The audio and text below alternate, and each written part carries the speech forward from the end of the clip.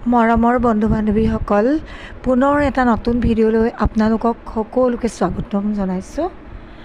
আপোনালোক নিশ্চয় কুশলে আছে। বন্ধু বান্ধৱীসকল, আজি মই আহিছোঁ 16 নং গাঁও পঞ্চায়তলৈ। মোৰ লগতে আৰু বহুত সহকৰ্মী বান্ধৱীসকল আহিছে। আমি কিয় আহিছে জানে? আজি আমাৰ ইয়াত আমাৰ যিসকল কৰ্মী সহায়িকাই অৱসৰ ল'লে ইতিমধ্যে, তেওঁলোকক বিদায় সম্বৰ্ধনা জনাবৰ বাবে। এখেত হৈছে বনিতা ফুকন। মোৰ অংগনবাড়ী কেন্দ্ৰৰ সহায়িকা আছিল। তেখেতক মই মোৰ অংগনবাড়ী কেন্দ্ৰত অনুষ্টুপীয়াকৈ বিদায় সম্বৰ্ধনা জনাইছিলোঁ আৰু আজি ৰাজহুৱাকৈ এনেকৈ বিদায় সম্বৰ্ধনা জনাবলৈ পাই বহুত আনন্দিত হৈছোঁ।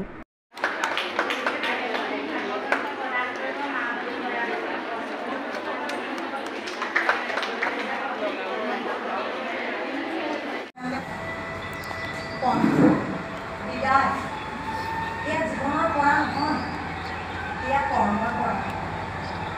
তোমালোকৰ কি একোৱেই নাইচোন। আছে মাত্ৰ মৰম, শ্ৰদ্ধা আৰু ভালপোৱা। একোটি অশ্ৰু অঞ্জলিৰে আজি জনাইছোঁ তোমালোকক বিদায় সম্বৰ্ধনা। কৰ্মৰ জীৱনৰ পৰা অব্যাহতি ল'ব ভালেই কৰোঁ। তোমালোকে অলপ জিৰণি লোৱা। কৰ্মৰ দায়িত্ব, সংসাৰৰ দায়িত্ব, জীৱনৰ দায়িত্ব কিমান যে বুজা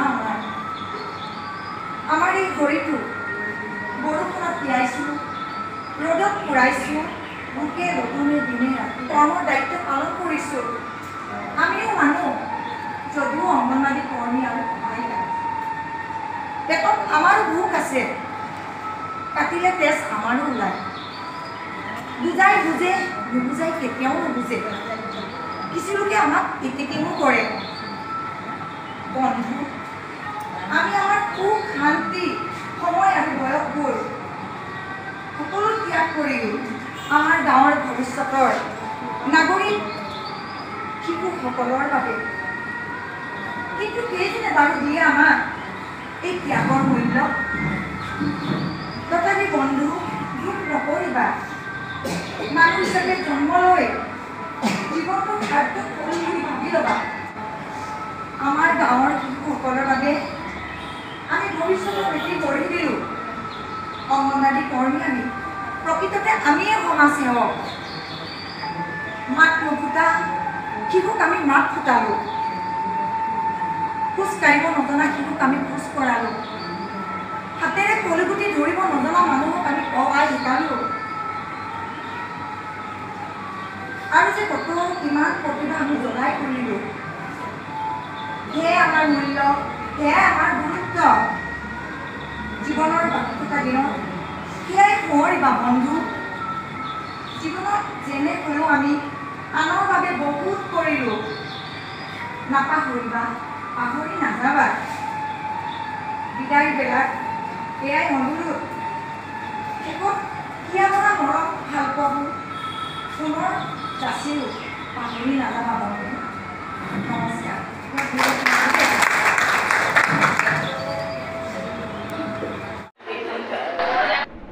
এয়াই হৈছে আমাৰ 16 নং গাঁও পঞ্চায়তৰ সভাপতি মহোদয়। গতিকে তেখেতকো আন্তৰিক শ্ৰদ্ধা জ্ঞাপন কৰিছোঁ।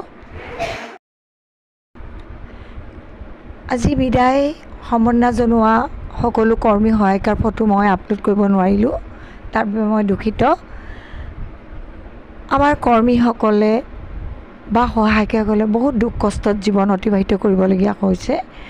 যিহেতু আমাক চৰকাৰে যিকেইটকা পইচা দিয়ে, আমাৰ নাই খাবলৈ জুৰে, নাই পিন্ধিবলৈ জুৰে, নাই ফুৰিবলৈ জুৰে, নাই ল'ৰা ছোৱালীক কিবা ভাল পথত আগবঢ়াই নিবলৈ জুৰে, একোৱেই নোজোৰে।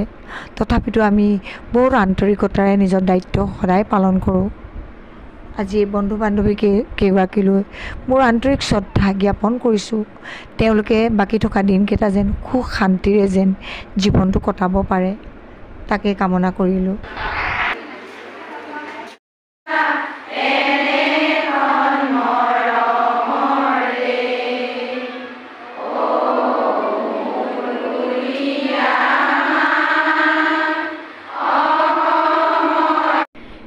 শেষত অসমৰ জাতীয় সংগীতেৰে আমাৰ অনুষ্ঠান সামৰণি মৰা